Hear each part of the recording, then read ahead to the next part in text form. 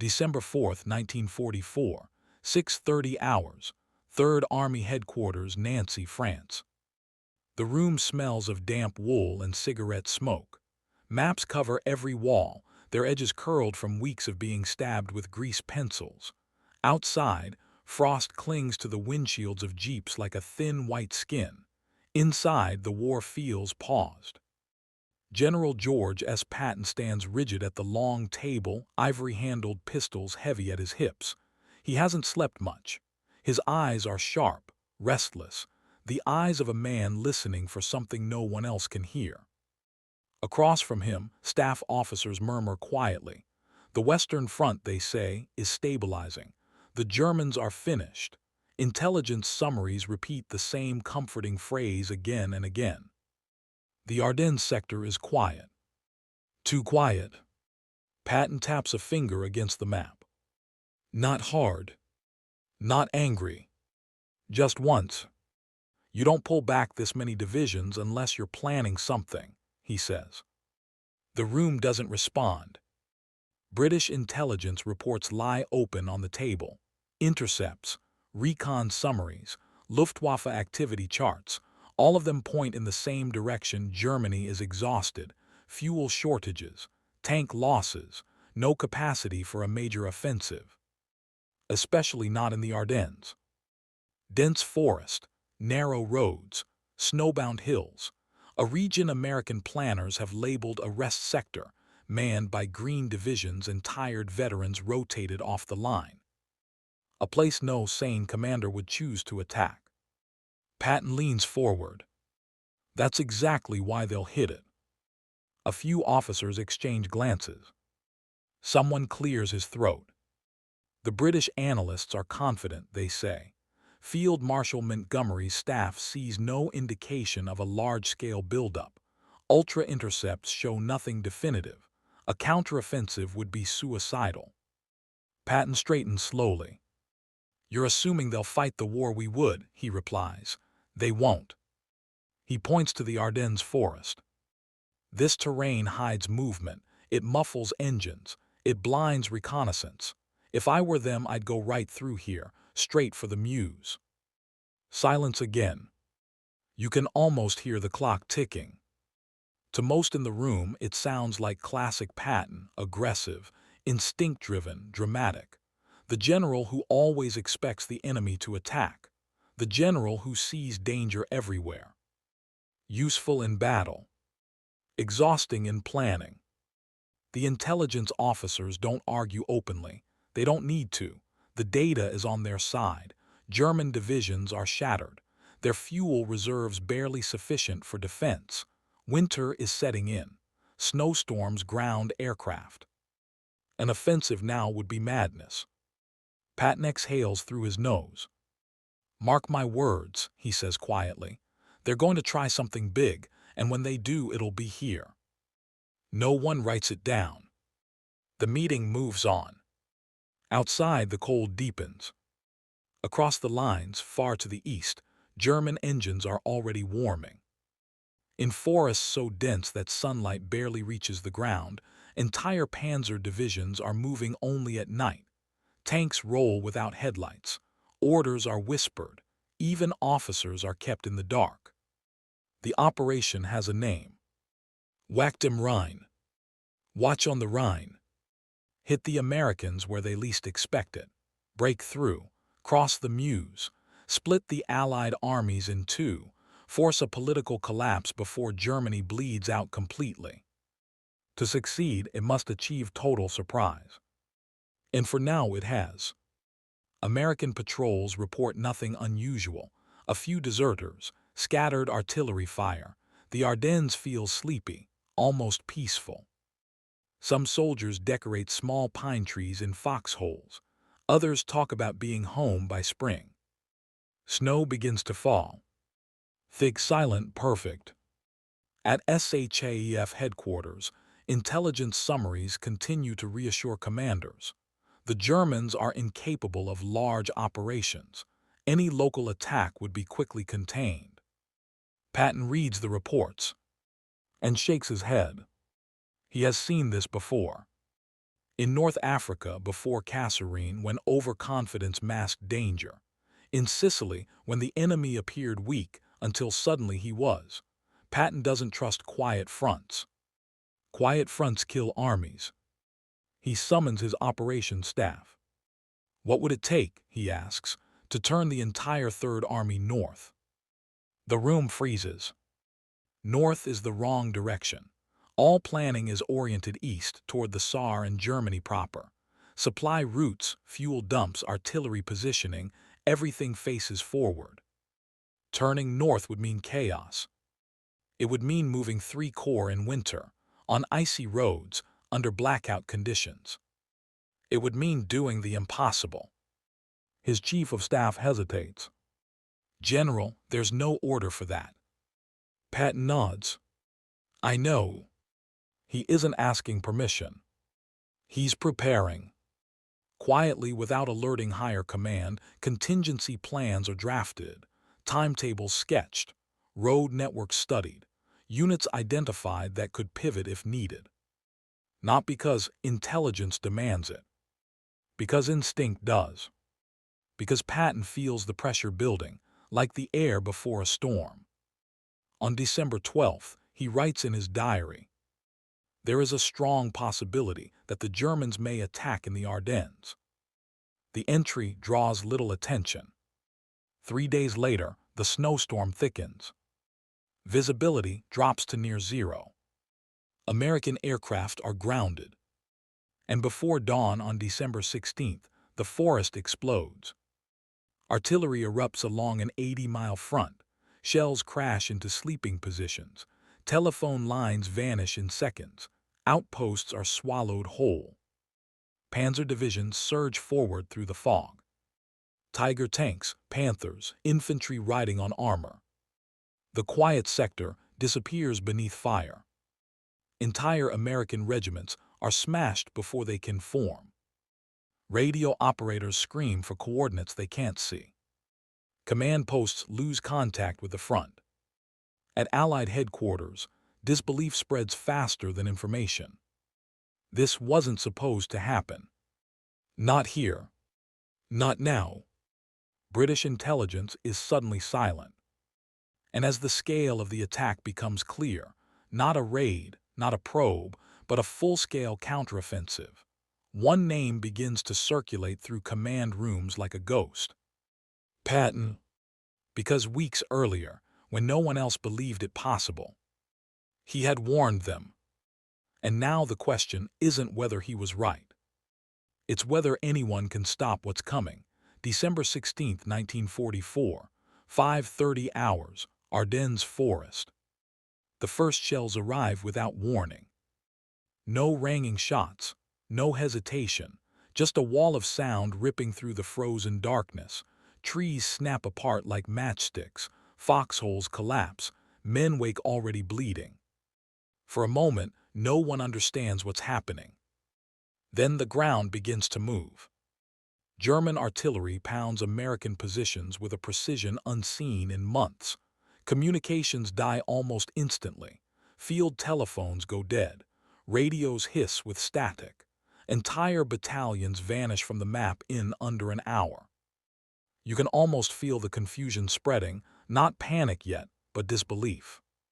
This sector was supposed to be safe. The 106th Infantry Division, newly arrived and inexperienced, absorbs the first blow. Their positions sit directly in the path of the German 5th Panzer Army. Within hours, 2 regiments are surrounded. Snow mixes with smoke.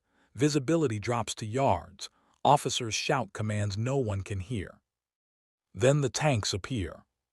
Panthers rolling through mist. Infantry moving behind them, silent, disciplined, relentless. German units advance using old blitzkrieg doctrine, bypass strongpoints, drive deep, leave pockets behind to be crushed later. By midday, the American front line no longer exists. It has folded inward like torn cloth. At First Army headquarters, reports arrive fragmented and contradictory. Enemy strength unknown.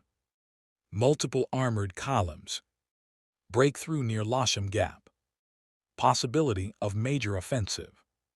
Possibility. By evening, that word is gone. This is the largest German attack in the West since Normandy, and it has achieved complete surprise.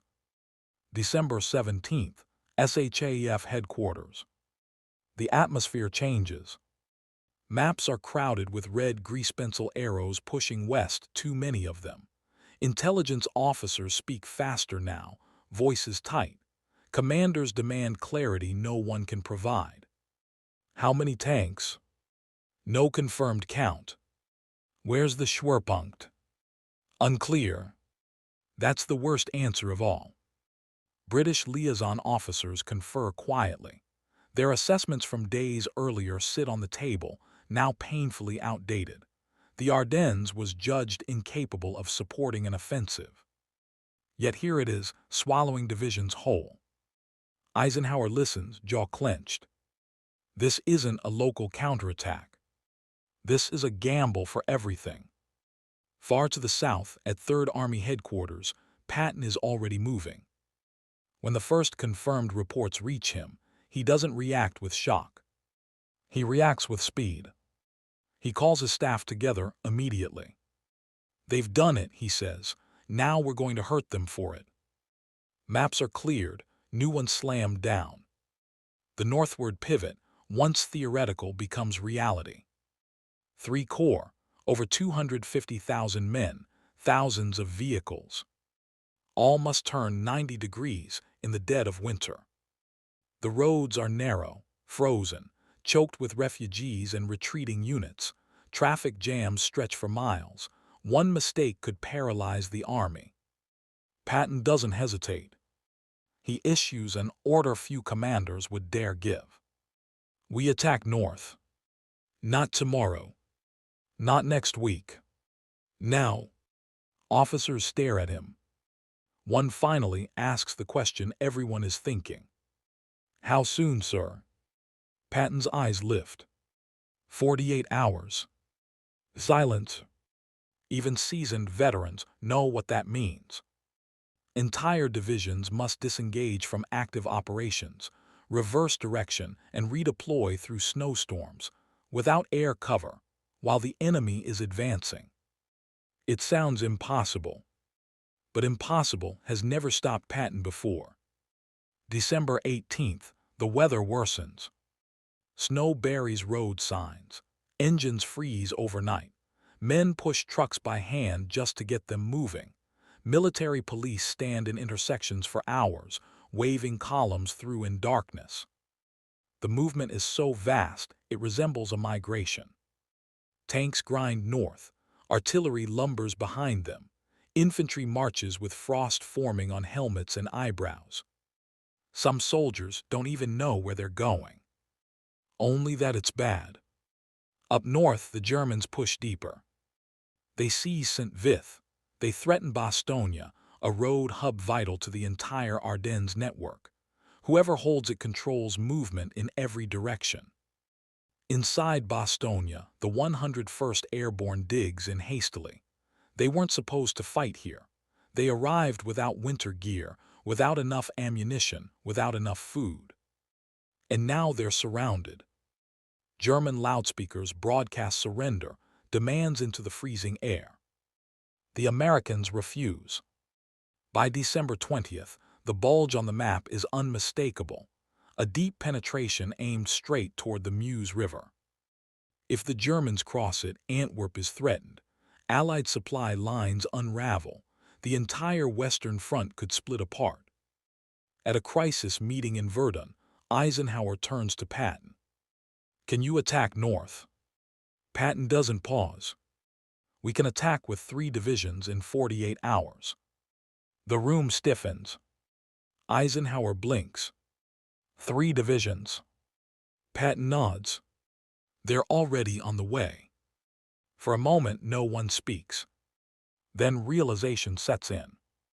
While others were debating whether the attack was possible, Patton had already prepared for it. The warning dismissed weeks earlier now becomes the foundation of Allied survival. Outside, the storm continues. Bastogne is freezing. The Germans are tightening the ring, and Patton's columns are racing against time, because if they arrive too late, the town falls. And with it, the war in the West may tilt back into chaos. December 21st, 1944, near Ardennes, Belgium. The road is a ribbon of ice. Engines snarl and sputter in the darkness as columns of the Third Army crawl northward, bumper to bumper. Headlights are forbidden. Drivers follow the faint red glow of blackout lamps and the silhouette of the truck ahead. One slip sends a vehicle into a ditch. One delay backs up miles of men behind it. You can almost feel the tension inside every cab, hands stiff with cold, eyes burning from exhaustion, nerves stretched thin. This is not maneuver warfare. This is survival movement. Military police scream, themselves hoarse, directing traffic at intersections barely visible beneath snowdrifts. Tank crews hammer frozen treads with sledgehammers just to keep them from locking. Medics treat frostbite by flashlight. And still the columns move. Because somewhere ahead, an American division is surrounded. And everyone knows its name. Bastogne. Inside the town, the situation grows desperate. German artillery pounds the perimeter day and night. Houses collapse inward. Medical stations overflow. Surgeons operate without anesthesia as the wounded bite down on leather straps. Ammunition runs low, food runs lower. The sky remains sealed shut by cloud and snow. No air drops, no fighter cover. Just cold. And waiting. When German envoys arrive under a white flag demanding surrender, Brigadier General Anthony McAuliffe reads the message once, then laughs. "Nuts," he says. The reply travels the lines quickly, lifting spirits, but bravado does not stop shells. The ring tightens. If relief does not arrive soon, Bastogne will fall. December 22nd, 3rd Army Headquarters. Patton stands before his staff, helmet on, coat collar turned up. He looks more like a frontline officer than an army commander.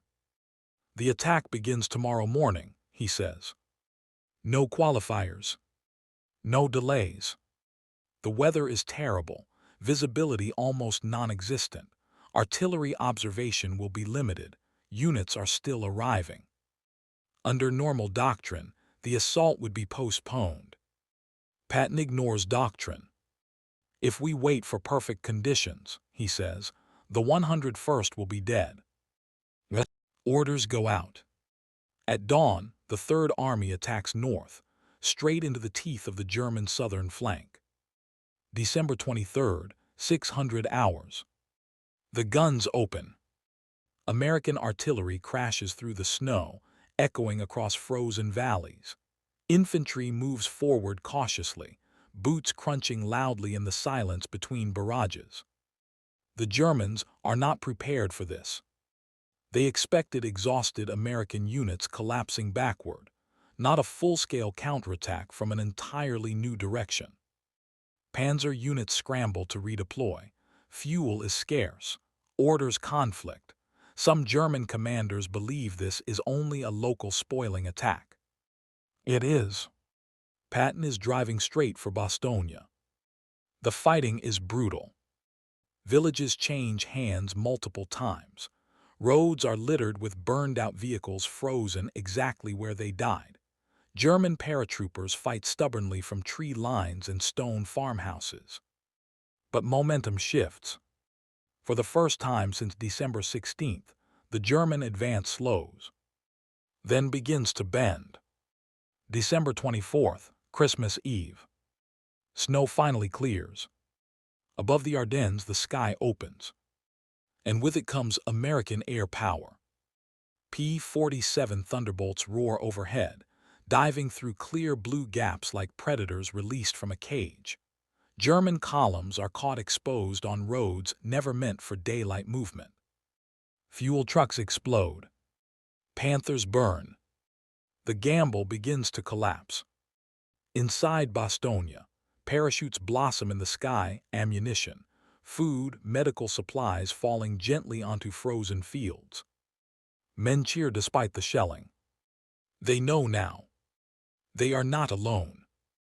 December 26, 1944, afternoon.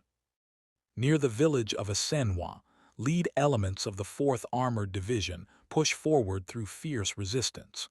Sherman tanks fire point-blank into German positions guarding the final road. A single tank breaks through. Then another. An infantryman runs ahead, waving. At 16:45 hours, American forces punch a corridor into Bastogne. The siege is broken. Not ended, but broken. When Patton receives the message, he allows himself a rare smile. The impossible turn has succeeded. What began as a dismissed warning has become the pivot of the entire battle. Yet the fighting is far from over, because Hitler has not called off the offensive. And now, humiliated and desperate, German forces prepare one last push, even as Allied commanders finally understand the cost of ignoring instinct. The Ardennes still burns, and the war has not yet decided who will walk away from the winter alive. Late December 1944, Western Front. The Bulge still juts outward on the maps, but now it is sagging. German units that surged forward with confidence only days earlier are stalled, boxed in by fuel shortages and relentless counterattacks. Roads meant for rapid exploitation have become graveyards of stalled armor. Snow melts into mud beneath burning wrecks. The momentum is gone. For the first time since the offensive began, German commanders start asking a dangerous question. What if this fails? At Field Marshal Walter Model's headquarters, tension coils tight. Model, commander of Army Group B, studies reports that arrive slower now, couriers delayed, radios unreliable, divisions no longer where they're supposed to be. Units are scattered, exhausted, and dangerously exposed. The gamble was always enormous. Everything depended on speed, on surprise, on the Allies freezing in confusion long enough for the Germans to reach the Meuse. But the surprise has cracked, and one man is responsible. Patton. Model knows the name well. The Third Army's sudden appearance on the southern flank has shattered the operational timetable. German commanders had planned for American hesitation, not for a full army to pivot in winter and attack within days. It was not supposed to be possible. Yet it happened. Fuel shortages now become catastrophic. Panzer units sit idle, engines cold, waiting for gasoline that never arrives. Captured Allied depots are empty, destroyed or evacuated just hours before capture.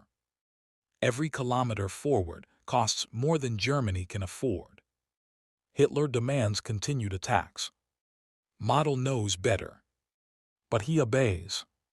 Across the lines, Allied command absorbs the lesson. At SHAEF, the mood is no longer disbelief, it is reckoning. British intelligence officers re-examine their December assessments with quiet discomfort. The Ardennes, once dismissed as incapable of supporting major operations, has nearly torn the Western Front apart. The failure wasn't courage. It wasn't effort. It was assumption. Assumption that the enemy was rational. Assumption that exhaustion meant paralysis. Assumption that doctrine mattered more than desperation. Patton had seen what others refused to imagine. Not because he had better information, but because he thought like his enemy. Eisenhower understands this now. The war, he realizes, is not won by charts alone, but by anticipating fear, pride, and recklessness. And Patton embodies all three. January 1945. The Allies begin the slow, grinding process of crushing the Bulge from both sides. American and British units push inward, village by village, hill by hill. The fighting is savage. German soldiers resist fiercely, knowing retreat means annihilation. American troops advance through frozen corpses and shattered forests. Every mile costs blood. But the direction is clear. The Bulge is shrinking. By January 16th, Allied forces link up at Houffalize. The German offensive is officially broken. What remains is withdrawal, chaotic, costly, irreversible. The last strategic gamble of the Third Reich has failed.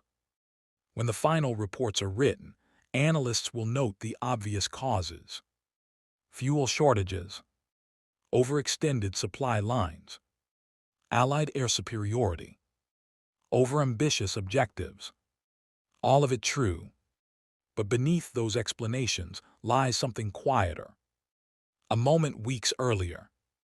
A warning given. And dismissed. Patton's prediction, once viewed as instinctive paranoia, is now recognized as foresight that saved the front. Not because he predicted when the Germans would strike, but because he understood why they would.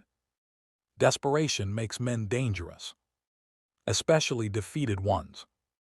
In the months that follow, Allied commanders speak more carefully about certainty. Intelligence becomes a tool, not a shield. And whenever quiet fronts appear on the map, someone remembers December, remembers the snow, remembers how quickly confidence turned to chaos, and remembers the general who looked at an empty forest and said, "That's where they'll come." The war moves on, toward the Rhine, toward Germany, toward the end. But the lesson of the Ardennes remains burned into memory, a reminder that sometimes the most important warning is the one no one wants to hear.